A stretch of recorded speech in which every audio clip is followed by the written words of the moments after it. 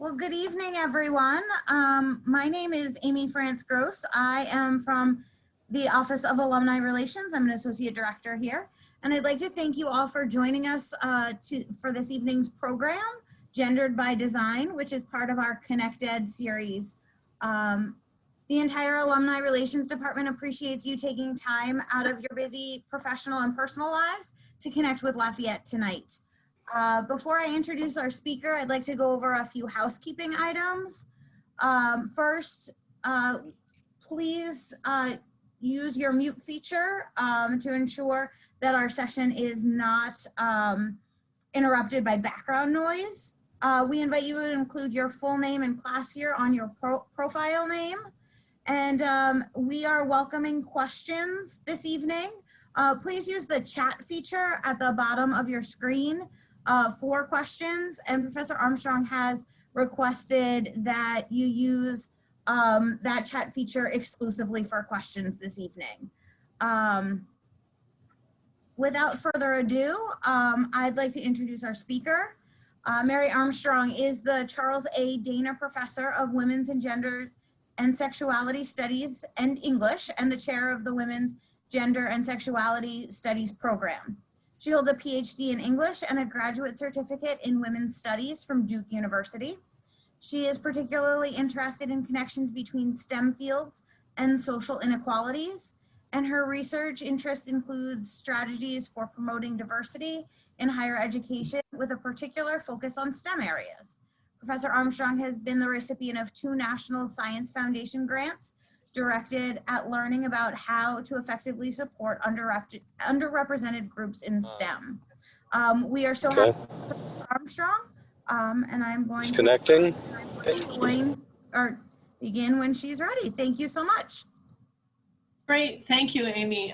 Thanks everybody for being here tonight. I noticed with amazement that there are 99 people on this call and people in the waiting room. And it's a Tuesday night, and whatever you've done, you've been busy at it today. So I'm just really, really pleased that you're here. So thanks. And I want to thank Alumni Relations for inviting me. This is the kind of stuff I love to talk about. Also, I was sitting here watching everybody magically appear in this sort of new world we live in. It's like you get to look at a blank screen and all of a sudden there's a million people in front of you, and seeing all these names come up, many of which I know and former students of mine. So a shout out to them, because I gotta tell you how happy I am to see you, even if it's only your name and or a picture of you. It just really, I remember every single one of you when I see your name. So it's really, really nice to see you in particular. If I haven't met you yet, it's a real honor that you're here joining me tonight. So I'm going to talk not for a long time, right? Because I know it's 8 o'clock on the East Coast, and wherever you've been busy. It's stressful times. I'm happy you joined me. I anticipate the talk being about 45 minutes or so. And so there's time for some questions, maybe 10 minutes or so for questions, and then which Amy's been kind enough to say that she's going to manage. And then there's going to be, some announcements from Alumni Relations. But most of all, thanks for being here. I'm actually sitting in my office in Party Hall right now. I usually am here so often during a regular school year that I make a mistake that a lot of faculty do, where I say, I'm going to go home now, and then I go to my office. I'm here so much. And I was saying in the beginning of August, when we could come back to our offices after the campus closed, I walked in mid-August, and my office still had my notes on it open from March. So it's been a long time since we've all been in our offices, but part of the reason why I'm here, beside the excellent Lafayette Wi-Fi that guarantees that I'll come through successfully to you, is also, I want you to know Lafayette's still standing. And if you were wondering, I want you to know that while we're all gone remote, I think everybody's working hard and we're giving the students the best experience that we possibly can. It's been an adventure, but I think things are going pretty well. And so just in case you're wondering, we're in there swinging, and the students are as amazing as, well, you all were when you were here. So I'm going to jump into the talk right away, and I'm going to actually start with I'm going to share my screen because I have a PowerPoint presentation that's going to give you something to follow along but also something that will guide me and something that will give you a roadmap a little bit for what I'm going to talk about tonight. So that's me. And what I'm going to put up as a sort of a first thing to talk about is this class, which I teach now, called WGS 250 Gender and STEM, STEM being science, technology, engineering, and math. And WGS 250 Gender and STEM is a relatively new class at Lafayette. I've taught it 3 times, and it's a class that takes a WGS perspective, and it turns the kinds of issues and the kinds of themes that we talk about in women's gender and sexuality studies towards the issues that are connected to STEM fields. It is an interest of mine. When Amy so generously introduced me, she noted that I've for a long time been working on issues of diversity in STEM fields, particularly participation of women and especially underrepresented women in STEM fields as faculty and students. This is a big research and scholarship interest of mine. And what I wanted to do is I wanted to take that and hook it back into the college and use this class, which I built myself sort of from scratch, as a way to connect my field to the many, many students that study science, that study design, that study technology at Lafayette. Part of the magic of the college is that we stretch across these different disciplines and these different areas of study. I really wanted to make this class one of the bridging classes. So I will say that it's a popular class, and it's actually mostly taken by STEM students, which makes me very, very happy. I know that STEM students don't have a lot of flexibility in their time at Lafayette, and I'm very happy if they pick this. And I'm very proud of the class because it's a pretty unique class, really built for the college. So what I'm talking about today are some of the elements that I try to share with students and offer to them as a learning experience as we try to look at issues of social inequality, specifically around gender and race in particular, relative to issues around science and engineering, math and technology. And so you're getting a taste of this class and what the talk today looks like. So I firmly believe if you've been so generous as to commit yourself to going to a lecture, you should have some sense of what the heck is going to happen to you. So I gave you a little roadmap. So first thing I'm going to talk about is gender and race matter, especially when you think they don't. That's going to be my first sort of mini theme. These are going to go very quickly. I'm not going to have a slide for that. And then I'm going to discuss a little bit something I call the forest versus the trees, or systems versus individuals, because I'm going to invite you to think about bias differently and imagine that it is far more than personal bias or personal mistakes or even groups making mistakes, but that it's a system problem. 3, the road to bias, science, technology, design is paved with objectivity. So I'm going to move to the question of objectivity. And this is going to be very important for thinking about science and thinking about math and technology, because objectivity is a hallmark of good science, right? The idea of being unbiased, being neutral, is absolutely at the heart of thinking of what it means to do STEM work in any way. So I'm going to talk about how that could actually be, as a concept, troubled or troubling relative to what I've talked about already in the first points. This has got a larger font because the title is The Secret Life of Things. And this is where I'm going to land for a little while. And my lecture is going to talk to you about the objects that have their secret gendered lives. It was a little bit too long of a title for the talk, but race is also built into these objects, and I'm going to talk about that as well. I'm going to talk about small things, I'm going to talk about large things, and I'm going to talk about virtual things. My hope is that when you come away from this, you might look at an object that you have right in front of you, say, for example, here's my cell phone, and you might say, oh, I see that differently now. And if you see it with new eyes, and you thought you'd always seen it just fine, then you've had a good liberal arts experience, and I am happy. The last thing is why Lafayette College could help solve some of this mess, really. So I'm going to make a pitch at the end of this talk that, in fact, the college is oriented in a place that could really help us solve some of these issues that we struggle with relative to science and math and technology and the question of bias. I think actually, in dead sincerity, we are positioned in a place to make interventions with the scientists, the engineers, the technologists, the mathematicians of tomorrow. And then of course there's your brilliant questions. They come at the end, right, to make a good conversation. So, and that's where I'm at. So item number one, gender and race matter, especially when you think they don't. You have to be living not only under a rock, but deeply under a rock, not to be thinking that gender and race matter right now. Sometimes I've had to spend a lot of time talking to people saying, gender really matters, race really matters. We're in such troubled times, right? Such difficult times in a public and a very visceral and a very powerful way that people need very little convincing that gender and race are formative issues of our time. So you don't need me to tell you that. But one thing I do want to open up for your thinking as we begin our adventure together is that gender and race are significant for everything. So they're significant for themselves. We talk about what it means to be, to identify as a man or a woman, or to identify as gender nonconforming, to identify as trans. We talk about that. What does it mean to have the experience of a Black person, as a person of color, to be Latinx? What does it mean to be white? How does white supremacy fit into the question of Black Lives Matter? We think about these things in and of themselves. But I want to posit to you, I'm going to ask you to take your idea of why gender and race matter and sort of stretch them, sort of pull them wide open and say, gender matters for, and then fill in your favorite thing, right? Gender matters for work, the job you do, but be more specific. Gender matters for art, absolutely. If you've been to the opera lately, gender matters, right? Gender matters for economics. Remember the pay gap? It's out there. It's a little smaller, a little bigger, but it's always there. So I want to ask you to sort of say, I almost hate to say the word politics, but gender does matter in politics. Race matters in politics. It matters if you think about history.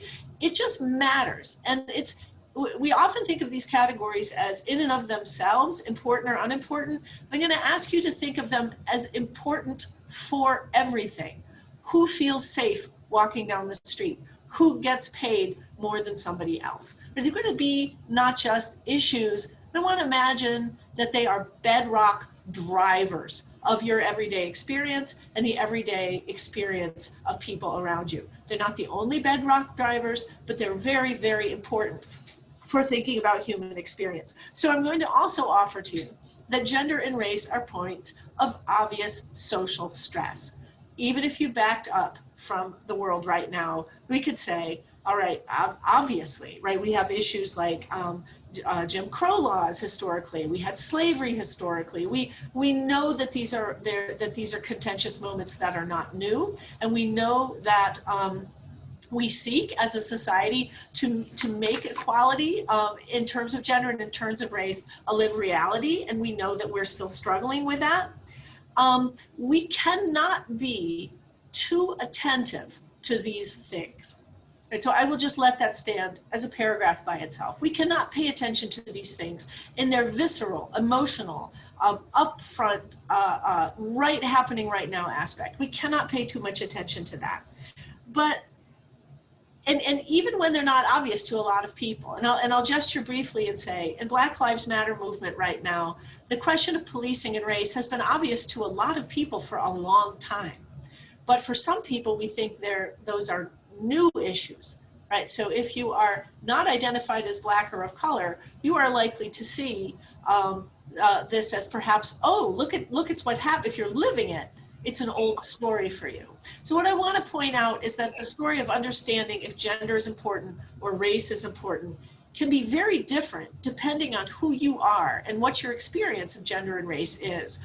You may see it with really different eyes, and you may see issues that others don't, and it may be a lot of effort to convince them that those issues are important. Today's topic is a little less about the things we see and a little more about the things that we don't see. And I'm going to posit that the things that we don't see, or that we've been taught not to see as present or as part of very important aspects of life, like science, or like the built environment, like engineering, or like the design of everyday objects, we actually are taught to not think about gender and race in connection to these things. And so I want to take you down a road that is a particular kind of road, which is thinking about how things that just seem like objects actually have a gender story, and they actually have a race story. And I want to argue, as I sort of wrap up point number one, that it's their invisibility that makes them so extraordinarily powerful and keeps bias going. And if we don't see that that bias is present, we're just going to keep going in exactly the way that we've always gone. So how to analyze some of this as we think about bias in science and engineering? So here's the forest versus the trees, or systems versus individuals. So I'm going to ask you to think about this just for a second. Here's a sentence. The problem of bias might include you, but it is always bigger than you. So if I could just sort of say that differently, the problem of bias might include you. You might, in fact, have some bias. You might have racial bias. You might be ableist. You might not intend to, or you might actually have an acted, not you, of course, none of you, but one in the world might have an, and we see plenty of this, I'm sorry to say, we can watch it on TV if we wanted to turn to it, that might see racism, just overt racism, absolute misogyny, contempt for women. It's very easy to find examples of these things. So the problem of bias might be an individual problem. Somebody might be bigoted. Somebody could be sexist, racist. Somebody could be homophobic. So that might include an individual you're talking about. But it is always, always, always, always a big systemic problem.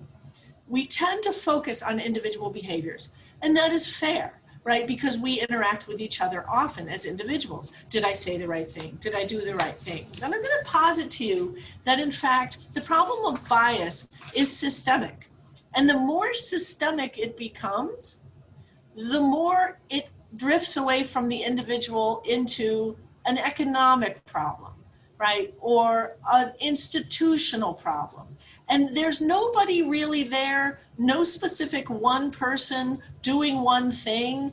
It's just that it's really hard to diversify this company. Everybody wants to diversify it. It just isn't happening. Now that'll be a very, very familiar social problem. Everybody in this boardroom wants a whole diverse company. We can't get it. What's going on? What you're encountering is less opportunities due to race, social barriers due to gender that are out there keeping you from building that corporation. So that's just a sort of a loose example. That's a system problem. It's not anybody in the boardroom being bigoted. They might be, or they might not be, but I want you to look over here where the system problem lives. So if that's the question, individual overt bias, racist people, homophobic people, that matters. But the strongest bias is normalized, and therefore covert and institutional, and therefore really hard to see and really hard to cure. So you can say to a person, I want to teach you why when you say this, it feels hurtful to me because it's homophobic. It's hard to turn to a building and say, I want to teach you why this is X or Y. Buildings, corporations, systems, economies, they don't respond to direct teaching, right? Because they're made of systems, and they're systems themselves. So what we get is gender is very important, point number one, and we get there's systems that are just as important as individual behaviors, and those things are connected certainly, but they're equally important. So we're going to turn our mind to the question of, can science, or how would science potentially be part of the dynamics that I'm talking about? So gender is extremely important. Gender bias is not always easy to see. Race is important, not always easy to see. Then we're going to say individual bias is important, but systemic bias is there, and that's really hard to see because there's nobody to point to as a villain, and we love villains and we can blame somebody. But if you say the system, right, systemic racism, systemic gender, well, that's a problem. So now I'm going to add to our sort of stack of ideas is the idea of objectivity. And this will move us towards the question of science and the question of technology. Now, if you are a scientist, which you might be, if you are a doctor, if you are an engineer, if you just studied a lot of science, you know that one of the first things you learn is to pay attention to the data, because the data, the facts, will tell you the truth. And then you go with that truth forward. Now, keep that word data in mind, because I'm going to talk about that a little later, because that's part of the hidden life of things. But we trust the data that we get, and we go from there. So the question of objectivity, which is the bedrock of science, is something we need to examine, because if bias is leaking into science, there must be something going on with this. And this is going to be what leads us towards the secret life of things. So I actually heard someone say this sentence. I love this sentence. Research in science technology is now neutral and unbiased. So I'm going to offer you this idea. We are very good, and it's a reason for hope, I think, in recognizing many forms of bias and unjust practice in science and technology. So for example, we are good at recognizing things that we wouldn't even call science now. Racist scientific practices that we would be appalled to even give the name science. So for example, natural races of human beings, that human beings are somehow actually different because of the color of their skin, actually different because they're Jewish, actually different because they're from Eastern Europe, that there's some scientific basis from that, right? We would recoil from that. Or think about the misuse of science, eugenics, right? Racial purity, or the long history of forced sterilization of women of color, particularly Latino women and Native American indigenous women in the United States. We would never, right? We would never have anything to do with that now. Proof scientifically that women are inferior, that they're less intelligent, that they can't do things. All of these things, or just excluding people from scientific practice because they should be included. All these things, that is unacceptable. We would never have anything to do with that. So we're fairly good at recognizing, unfortunately, I think human beings are good at recognizing the mistakes they've made, not as good as recognizing the mistakes they are making right now. So we could imagine looking back in science and engineering as we see all those mistakes, and we see all those issues, and we say, we would never do that now. We would never have anything like that now. And that makes us feel good, because I don't know if we would or we wouldn't, but we say we would, right? We say we would not do anything like that now. What would it mean to say many aspects of science and technology and engineering are inherently biased, right? And science makes unknowing assumptions, and science does stuff it doesn't intend. And that is terrifying to us, because it implies that science, which is a discipline of great rigor, engineering, a discipline of great rigor, is out of our control. So we want to say good design, right? The world we build for ourselves is made for everyone. And the world of things is made for anyone to use. So nothing is stopping you from using this cell phone, or is there? Which is sort of the rhetorical question that I want to ask. Is anything stopping you from using this? Not this one, this is mine, you can't use my cell phone, but, well, you could if you were here, but you actually, what would stop you from using some of this? Well, there could be some things you can think of, but overall, you probably say most people can use a cell phone. That works for most people. Now I'm going to posit as we sort of come to the end of point number 3, who is everyone and who is anyone? And that question seems a little silly, because everybody is everyone and everybody is anyone, except, of course, I'm going to tell you this, is not. So this is going to bring me to the secret lives of things. And in point number 4, what I want to do is I want to sort of orchestrate the first 3 points, right? I want to tell you gender has a secret life, race has a secret life that you can't see. And I want to tell you that it's a systemic problem. It's a secret life that's not about one person intending something. It has to do with systems. I also want to tell you what I just told you, which is that the idea of objectivity keeps us from seeing the first parts. If we believe we're objective, we're doing everything we believe to be fair, then we're not going to see that we're embedded in systems that are unfair and that there might be bias around gender and race that we can't even avoid. And so this brings us to the secret life of things. How does bias get into science, and how do we know it's there? So I've come up with 7 examples, and they're in a particular order, and I put them together for a number of reasons. They are small, big, and virtual. Some items are very small, right, like cell phones.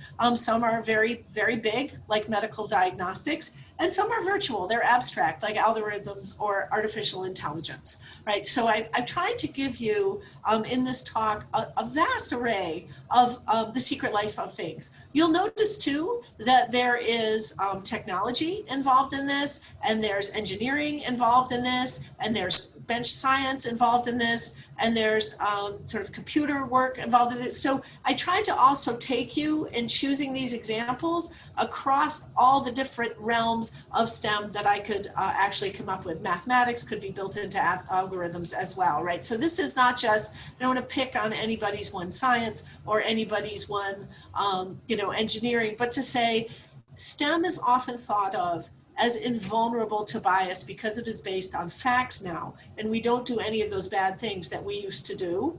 And I want to offer that all of STEM, like all of knowledge, and let me pause on this for a second, all of knowledge, that includes the teaching of English literature, which is my, when I have my other hat on, the understanding of history, the work in anthropology or sociology, all human systems are subject to this. If we were in a class right now and I could see you and you could raise hands, I would say, why does STEM get away with it when the other disciplines are much more aware of bias? And you would probably say, didn't you just say that STEM understood itself as objective? And I would say, you are brilliant Lafayette alum, because that is exactly correct. STEM has a certain cachet in terms of objectivity that other fields do not have. And that objectivity is its potential downfall, because it is very difficult to examine your perspective when you think you're dealing only with facts and you are objective. What's to look at? You're just dealing with facts. There's nothing to look at. So nothing to look at. We'll hit that in another slide. But I'm going to tell you about a few of these things to give you some examples now that I've orchestrated this framework for you. So I like to start out with development, because it's so sort of groaningly easy. It's so, it'll make you cringe. And it'll make you cringe because it's about race and it's about gender, but it's at a global scale, and it's about the global north, the Western world, and the global south, right? And the relationship between the two. And so one of the examples I like, and I'm at the end of this talk very happy to give you some citations where you can read more about all these things, because I do my homework. So you can certainly ask me or email me, which you're welcome to do, for more information on this. So one of the things I've been reading about recently is the quest for a better global stove. And one of the things about the global stove is that there's a tremendous need, right, in countries that use natural fuels. That's tremendous air polluting. If you're in California right now, I hope you're okay.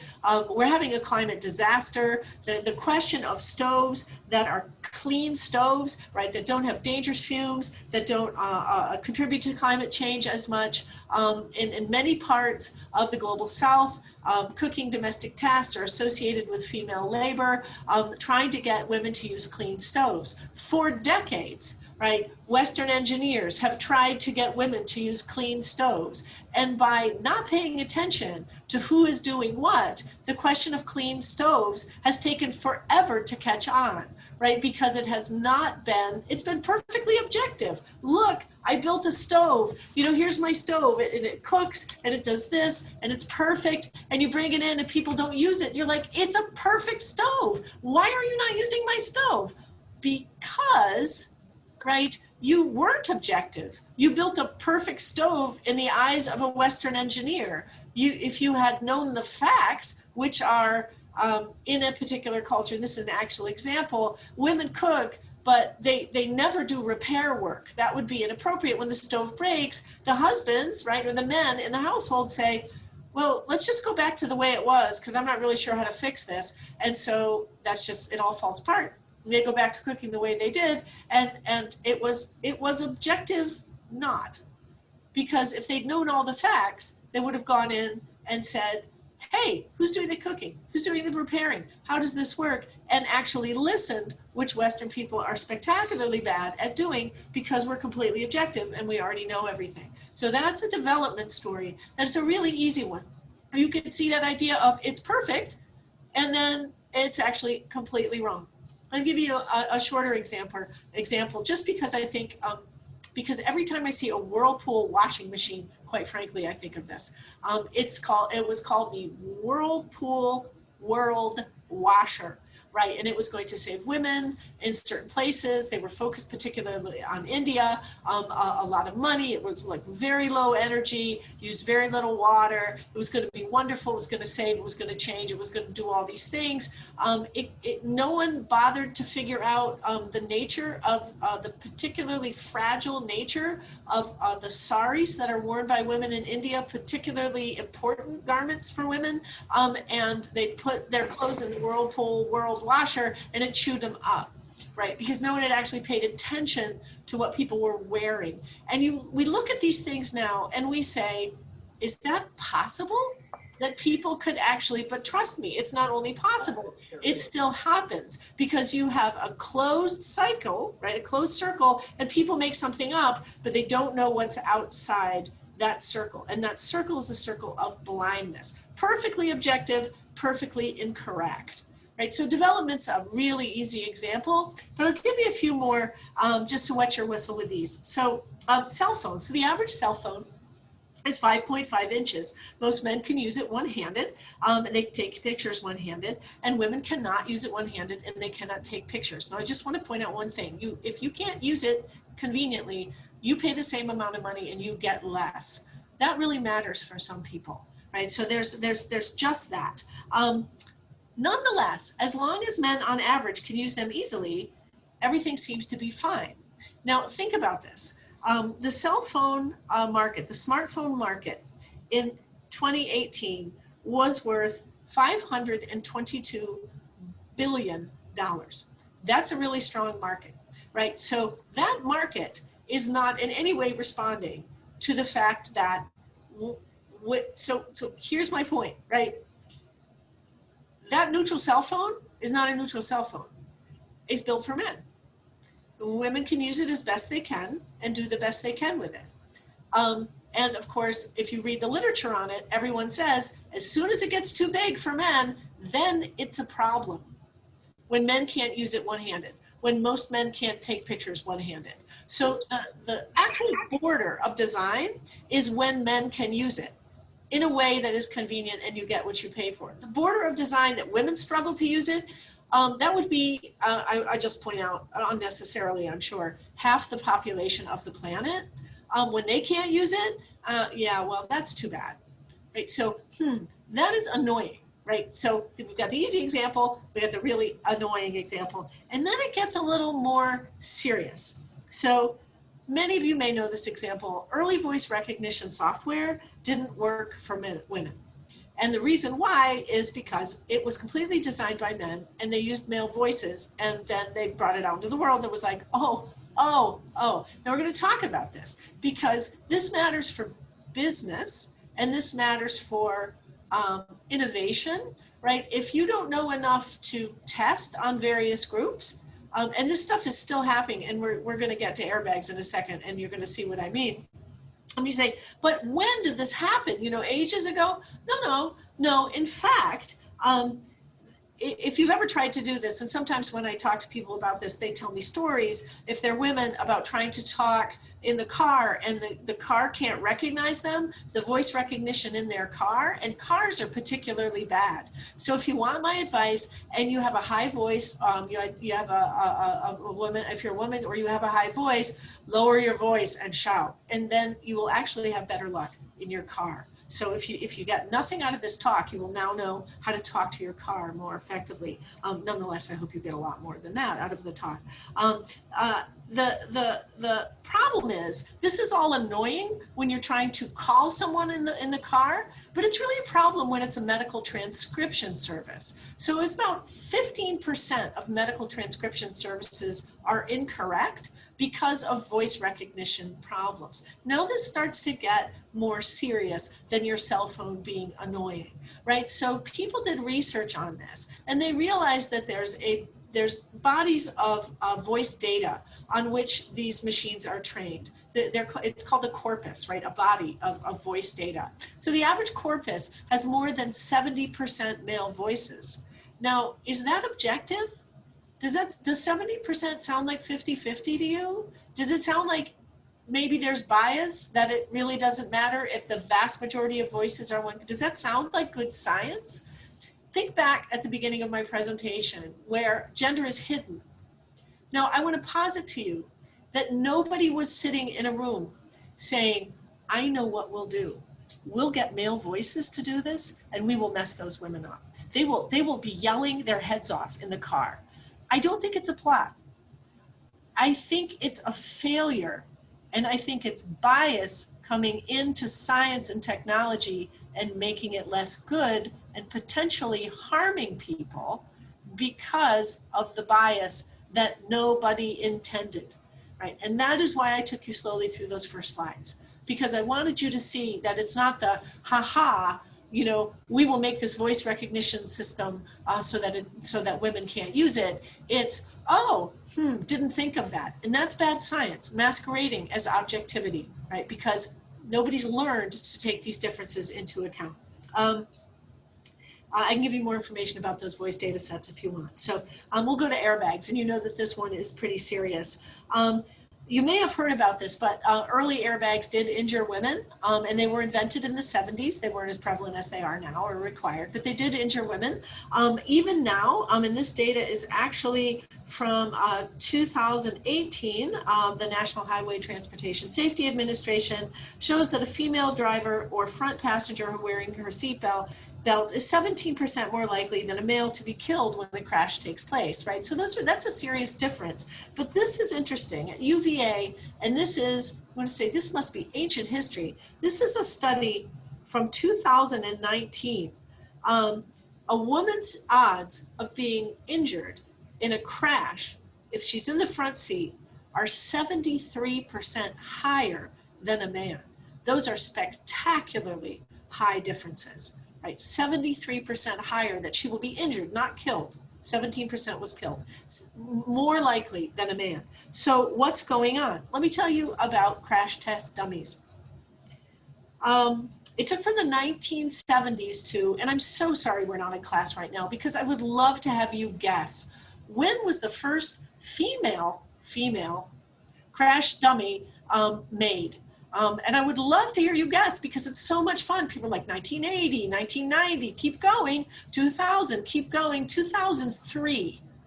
She was made, but she did not get to drive to 2008. So there were no testing on women dummies till 2008. For many of us, that feels like really, really recently. The last twist is that the standard female crash dummy weighs what, not what women weigh. She weighs 110 pounds, and she is used for all tests on women. And the average American woman weighs 166.2 pounds. So she's about a third off, and she's still being used. Now, nobody is rubbing their hands together saying they want to hurt women. So why is this still going on? All right, pharmaceutical trials. I could read you books, right? I could, there's so much to say, but I want to shift to medicine, because if the COVID crisis didn't teach us this, right, what is more important than our health, right? So what is going on? Let me give you some quick and dirty examples on pharmaceutical trials. This is a big one, and I'll go very quickly. Despite the high risk of coronary disease in women, they have made up less than 25%. I pause on that number, less than 25% of patients in over 31 landmark trials on cardiovascular drugs from 1987 to 2015. Less than 25% of patients, right? So this is a question, why are women not included? And the reverse happens as well.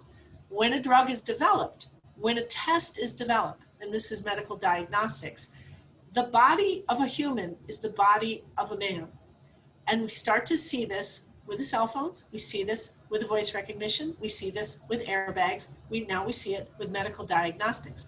So if you're interested, I'll give you a reference. There's a kind of pacemaker that's very sophisticated. And what they learned in time, I'm happy to say, is they had set up, it's called a CRT-D, if you're interested. And this pacemaker has a very specific heartbeat wavelength, to shorthand it. And they use this, and they realize if you have this problem, you get this pacemaker. And then just in time, they realized that literally 78% of women with coronary disease that was appropriate to this test would not meet that baseline because their hearts were smaller and their baseline was actually here. Now they figured that out just in time, but that's basically 80% of women would never have gotten that pacemaker and would have died of that severe condition as a result. Just figured out in time, the male body is the human body. And my last example, and these are the two I'd like to sort of leave you with, algorithms and artificial intelligence. Every one of the 5 things that I have discussed so far are more or less material things. Algorithms and artificial intelligence are powerful, are growing, are everywhere, and they are invisible. You cannot see an algorithm. An algorithm is a set of instructions for a computer to do a task. Your search engine uses algorithms to answer your question. The scary thing about algorithms is they learn. So if you ask enough questions, they'll start to give you certain kinds of answers based on your preferences. Think of the learning algorithms in Amazon where you one time read one book and you keep getting suggestions about that book. That's an algorithm learning what you like, right? So the problem is we think search engines are neutral. They're not. They're made by people with, and I hope I've convinced you, all kind of gender and race bias, but also the bias of people using them teach them gendered and race things. Right, so algorithms take you in all kinds of interesting places that we think they're telling us the truth based on facts. Here's a great example. I love this. Google Images, they did this is a test from a few years ago. When you search for CEOs, they produce images of CEOs 11% of the time for women, which is something considering that women comprise more than 25% of CEOs right now. They actually underrepresent women because of the bias in the searches and the information that they have. So it won't actually necessarily tell you the truth. It'll tell you what it's been taught and what it's learned based on what it's been taught. So if you start to eye your search engine differently, good, because any hallmark of a liberal arts education is for you to be critical of things that are out there when everybody's like, don't worry, it's neutral. Are you sure? Right? Just because you can't see that thing work, it could be full of bias, right? And artificial intelligence is my last example. Google Translate. If you use Google Translate to translate from Turkish into English, Turkish has gender neutral pronouns. So there's no he, she, it's just a person if you speak Turkish. And it'll translate into a sentence into English according to the bias. It's really fun. So if you put in he, she, like there's no, that this person is a doctor in Turkish, it'll come out translated, he is a doctor. If you put it that like this person, they are a nurse in Turkish, it'll come out, she is a nurse, right? So you have things like artificial intelligence, algorithms, gendering things and racing things for you in ways that are completely, if you don't know Turkish and that was a translation, you'll just go on and it'll reinforce the idea that men are doctors and women are nurses. So that was a lot of information. My last thing, that I want to say as we get to the end here. Here's a little picture of the process. Oh, I have a brilliant idea. Oh my gosh, go, go, go, go, go, right? This is the nature of business, got to get it on the market. Ah, here we go, we'll make it for people. We'll make it for people. Look, we'll make this for people. Ah, the artifact, the item, the invention, the medicine that enters the world. Bad and unintended effects result. Always? No. Sometimes? Yes. Is it heartbreaking when it's a cell phone? Probably not. Is it when it's a medical trial? Yeah, it is. It's heartbreaking. Loss of money, loss of time, and maybe human life. Now, think of this for a second. Who benefits from this? Nobody really. You don't benefit from it economically. You don't make a better invention. You just get it in the market fast. Is you actually cost yourself money because you have to go back and discover this problem and correct it. Or you have to say, I don't give a darn because people will buy this anyway because they have to have it, which is pretty rough stuff. So why Lafayette College can help solve this mess? I tell you what, diversity, of course, is fabulous. There are many realities. Women and people of color, because of social conditions, have new perspectives. This means new knowledge and insights. The marginal user might actually know best. So for example, if you'd like to know about welfare, ask somebody on it. Then you can really learn about it, right? So it's a sort of the standpoint of the people involved.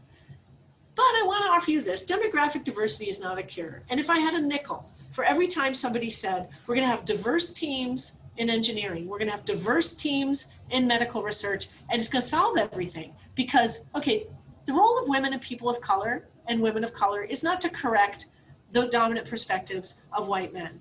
Their mere presence is not some sort of weird antidote to bias. Oh good, we got a woman on the team that's gonna like, okay, do you really want to be the woman on the team that has to like solve for all forms of bias? The weird like obsession, like we need a person of color and then this will work for people of color. What that does to women of color is make them tokens in service of other people who get to keep their biased perspectives because you got women and people of color on the team. So whoa, whoa, whoa, whoa. Diverse teams are great, but before you start giving the job to women of color and to men of color and to women in general, wait, right? So here's what I'm going to say, and I'm going to wrap up my talk. Knowledge about the hidden life of things is important too. It's important to know what I just told you because everyone, every designer, every scientist, every engineer needs to learn to think outside their own box and understand that the universal user, that cell phone holder, that medicine taker is probably white, male, Western, and able. Everybody needs to know this. Everybody needs to learn this. And the key word in the sentence above, and why Lafayette College can play such an incredible role in this, is my favorite word. You need to learn this. You need not to say, we'll get a diverse team that'll take care of bias. You need to understand that bias finds its way into objective science. All right, I am done. I thank you for joining me tonight. I look forward to your questions. If you have some, you're welcome to get in touch with me. That is my email, and I'm easy to find. And I'm going to stop sharing the screen and give it back to Amy. Yeah, thank you so much, Professor Armstrong. This was fantastic. I learned a ton, and I hope everyone else did.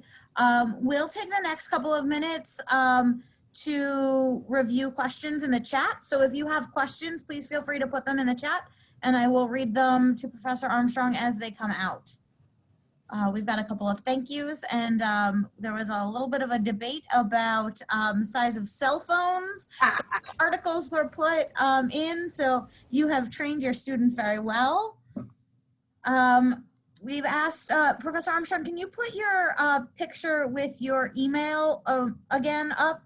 And can you provide, someone asked about citations. You said that there would be some things that you could share.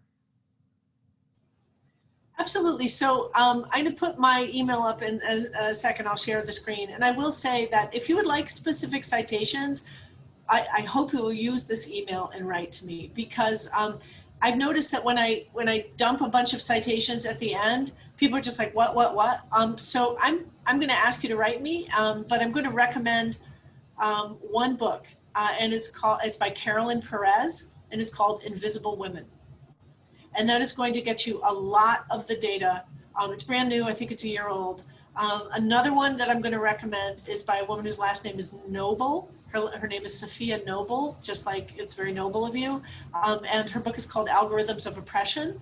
And that's about the virtual stuff. So I'm going to just suggest those to you and write me if you need anything. And I'm going to go back to my PowerPoint right here and go to my last slide. And that is, it should be, oh, you can see that anyway.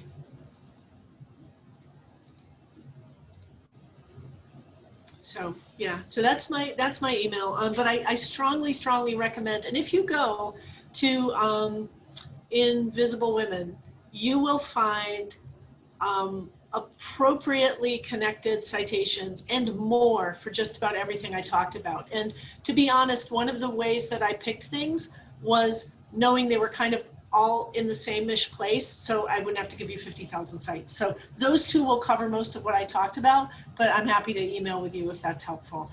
Is it okay if I take this down, Amy, or I'm happy to leave it up, whatever you like? Why don't we leave it up for another minute or two just to make sure that everybody has written that, if that's okay with you? Sure. Yeah, absolutely. Oh, here we go. We have a question that says, can you tell us more about the term marginal user you used on your last slide? This person, Jeff Wheeler, the class of 16, is interested in hearing more about that term. Absolutely. So that is a great question, Jeff. And I remember you, although I didn't have you in class, I still remember you. So nice. Thanks for coming. I think, very good question. Here's a simple answer. By marginal, I mean literally on the margins of the kinds of perspectives that generally are built into design and technology. So the marginal user is one whose perspectives are least taken into account, can also be understood as someone who would have less access to that kind of technology, but it's someone whose perspectives are on the margin. So they're not marginal in the sense of like, sort of use it, sort of don't, like he's kind of marginal user, he doesn't use it much, but more like from a marginal perspective, literally meaning from the side looking at that. Their perspective will give you new insight. So I hope that's helpful, and that's a really good question. Thank you. If there are any other questions, please include that in the chat. We'll wait another minute or two for some additional questions. Again, Professor Armstrong, there's additional thank yous in the chat from some of our folks. Here we go. Here's a question from Hazel. And Hazel, I'm sorry, I'm going to not pronounce your last name correctly, but Hazel is in the class of 19. She said, when the goal in industry is to profit above all, what are some of the strategies to have these conversations without turning it into a company training that no one will pay attention to? Oh, boy, don't I wish I had the easy answer to that. So, so Hazel, I'm betting $1 that I had you in my feminist theory class 2 years ago, and you're a mechanical engineering major, if my memory serves me right. But I can't see you right now, but if it's not you, thanks for the question, Hazel. She says yes. Okay, cool. Well, hey, thanks for coming, Hazel. I think this is really hard because what Hazel has seen is a thread of how the economies drive so much of this, right? So it would actually affect short-term and sometimes permanently profits to design more widely. And I'm gonna answer this in a compressed way with the example of medical trials. So the National Science Foundation and National Institutes of Health have recently really pushed for inclusivity, for example, even in tests that involve female animals, which eventually build up to human medicines. And people get really angry. A lot of scientists balked at that and said, you know, I can't do this. And I know this feels strange, but they say, I can't do this. Women, females are too expensive. They're too complicated. So we just want to do males. And their problem is real, and I'm not dismissing it, which is that science and technology and engineering are spectacularly, mind-bogglingly expensive to do. And so if you have to do build this for both men and women, you have to do 2 sets of medicine, you literally can't afford it. And the funding agencies don't have the money for it. So let's do the cheaper one. Bad news, ladies. The cheaper one is the male one most of the time. The problem is real science doesn't work like that. It's like saying you need 2 math equations solved for this bridge. It's like, this one's too hard. Let's just do this one. It's like, bridge gonna fall down maybe. Yeah, but this one's too hard. Let's do this one. So the problem is, it is an economic problem when you do science and engineering and technology. People who know how to do this stuff, they're big investments of company. You know, we can't do everything. The problem is women are half the population. That's not a little side group. That's half the population that you're talking about. And even if it was a small group, if you're gonna die, that's a moral issue, right? That we wanna cover everything so everybody is safe. So my answer is the economy cannot be ruled out as a driver for why, say, women in medicine, in my example, are not included in a lot of this, because science is so expensive. But here, you know, I'm going to ask you, do you know those OXO kitchen tools? You know, they have sort of beautiful design, like I have an OXO peeler, they have big grips, and they have sort of soft, and if you know, and they were actually a tiny company, and they started designing for people with severe arthritis and older people. And they thought that they were a niche company. And it turns out that if you design for a user that needs a really easy experience, you design, everybody likes it. Everybody buys OXO peelers because they're easier on your hand, right? So it can be economically profitable to build a better thing, but it's not always the case. And that's where STEM gets really complicated. And it's a multi-dimensional answer, but it's a multi-dimensional problem. That's fantastic. I have 2 more questions in the chat for you. I have one from Yang Lee, class of 2013. She said they have a large picture question. How can we bring more men into this secret gender bias issue? You know, thanks for that, Yang. I think everybody, see, this is why I think education is such a great place to do this. If you built this into education, it wouldn't be for male engineers or female engineers or gender nonconforming, or it would be for every good engineer, right? So if it was not like an add-on to how you do science, you need to pay attention to this. If it wasn't an add-on, if it wasn't one moment where you got to go, wow, this is really much more complicated than I thought, it would literally be part of what do you got to do to be a great experimenter in terms of pharmaceuticals? What do you have to do to design a really good thing? You have to know this. And then it wouldn't matter what your gender position was if it was built in to good science at the very basis, right? Really simple things. This is easy to explain. Think about this example. Women think they've gotten stronger because they could carry more, but their knapsacks got better because original knapsacks were built for people, and people are men. So now we have knapsacks for women that tells us that the original knapsacks weren't for people, they were for men. Right? Those kinds of design issues, they're so easy to see. They should be the concern of every single person who is designing anything. So if you can make that normative for education, people say, oh gosh, I really need to know that. And it won't matter whether you're male or female or not. Thank you. There are 2 more questions, and we'll take those 2.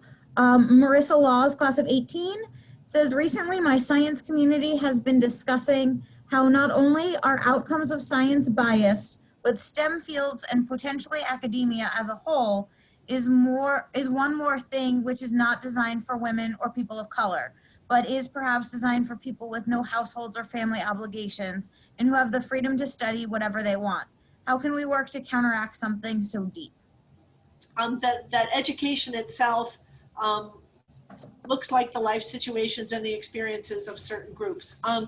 Well, it's going to take a long time, and it's going to be difficult, because the conversation that education is not neutral, just like the idea that science is not neutral, it takes a long time to explain because we feel so deeply that it is. So I've had people literally say to me, literally multiple times, you know, the reason why we don't have women engineers more is because they don't choose it. The door, literally I'm quoting now, the door to Acopian is not locked. Women can go right in there if they qualify. There's nothing stopping them. And what this beautiful question just described is all the barriers that are so difficult to articulate, right? When it's like, and then you go to a STEM career, and STEM careers are demanding. Like all academic careers or all research careers, they work on an arc of research building on it. You can't take time out and stop your research. But all of a sudden that gender stuff really, really matters. And I read a wonderful survey very recently. They were talking about how COVID was affecting the academic scholarly output of women academics and women academics who have children. It's because something like 6 times more male academics, this isn't STEM specific, it's just academics, had someone home doing full-time care and housework. That's a lot of labor that men are doing, and women do it. And that's where STEM touches larger social problems around who does what labor and what that means. So that question, the word deep, is you need a bigger discussion of who's doing what jobs, paid and unpaid, beyond STEM. The next question is from Kay Yaffe, and they ask, how often does objectivity mean from the perspective of straight, white, able-bodied, Western, right-handed males of average height and weight? And is this an American bias or more to the point, corporate execs with money? All right, so yes. And it's very endemic to Western science, which is, boy, oh boy, this is a whole nother lecture and it makes me really smile. This is a great question. I'm not being flippant about your first question. Objectivity, objects tend to look like their makers, and their makers think that is, neutral. So it tends to reflect, and that beautiful sort of list that went all the way to right-handed, it tends to reflect the dominant position that has sort of described science. So objective often looks like that. Please remember as you leave this talk, people didn't say, we're going to design backpacks for men. Those women are on their own. They said, we're going to design backpacks. And that's what they said, right? And it's that moment where they stopped. That is the moment, and that reflects their perspectives that you described. The question of the larger economic question, which everybody keeps very smartly coming back to, is very, very, very, very difficult, right? Because the question of economics, whether an object, the secret life of things, whether those things are profitable, who's going to pay to design and figure out those things, how are they going to pay for themselves? When you look at tech, like 4G and 5G, and when you look at this stuff, you're at a level of money that is literally changing the world with items that are actually changing the world, and they are far, far, far ahead of us. That is why the particular combination of the liberal arts and STEM fields and Lafayette is so urgent, because we are positioned to think about these like almost no other institution, very few. It's not just like, oh, we'll have engineers that love art. It's like, we could do this. We could figure out some of these problems by creating people who think these are the problems to solve, not just let's make this faster or let's make this profitable. And I have a last question from Joya Pisano. She asks, do you have examples of how diversity and inclusion professionals are teaming with developments within technology, AI, algorithms? Do you know if there are any companies doing this yet and any doing it well? I'm going to say no, I don't know specifics, and that is a wonderful question, and it leads to a larger question, which is one of the best analytical tools we have, as I think you said, Joy, this person's name was, the best analytical tool we have is when it works, why does it work? And so who is doing well with algorithms? I know this much, that from my perspective as an academic, the research on algorithms and bias within computing and artificial intelligence has gone wham, like it has just completely exploded. So I think if nobody's doing it yet, they'll probably be doing it soon in terms of working together to solve the problem. But you've asked a question I don't know the answer to. It's very important when you don't know to use those very important words, I don't know. but it's a really, and I see you now, Joya, it's a really, really great question and worth looking into, and actually something that I'll look into for my class. I'm teaching it this spring. And the real for real last question from Meg Dodd, class of 23. Do you think it would be productive for Lafayette to require one WGS class for all engineering majors? Okay, so this is really, thank you for that. I love my last question. That is so nice. Let me say this, yes. And let me also say this. It is a moment of not talking about myself, but about this program, that I can tell you this. Many of my students, some of whom I know are on this call, many people have not majored in WGSS, but have just taken 101, have said to me, I mean, I have countless, if I had a dime, this room would be full of dimes. WGS 101 should be a required class at Lafayette College for everybody. It will change your perspective on everything you do, because it's going to be about women, it's going to be about race, it's going to be about everything. The 101 should be required. So I'll tell you a story. I came to Lafayette 11 years ago. I came in the fall of 2009. I taught one section of 101. It had 13 people in it. This fall, we've offered 3 sections. They all have 25 people. Last spring, we offered 4. We had 100 people taking 101. We have very few faculty. It's me and one other person that we just hired, and another person who's been here for. We have very few faculty at WGS. We teach a lot of 101. It is life-changing. The kinds of perspectives I offered today that have to do about STEM specifically, they are more broadly addressed in 101. It's not STEM specific. We're going to give you tools and ideas and ways to think about questions of gender and race and sexuality that will last you for the rest of your life. It's a liberal arts champ of a course, and it's not just because I teach it sometimes, but not always. It's a great course. And yes, I think that every single engineer should take 101, because I think everybody should take 101, because I think it'll change your life. And by the way, am I biased? Yes, I am. Thank you so much.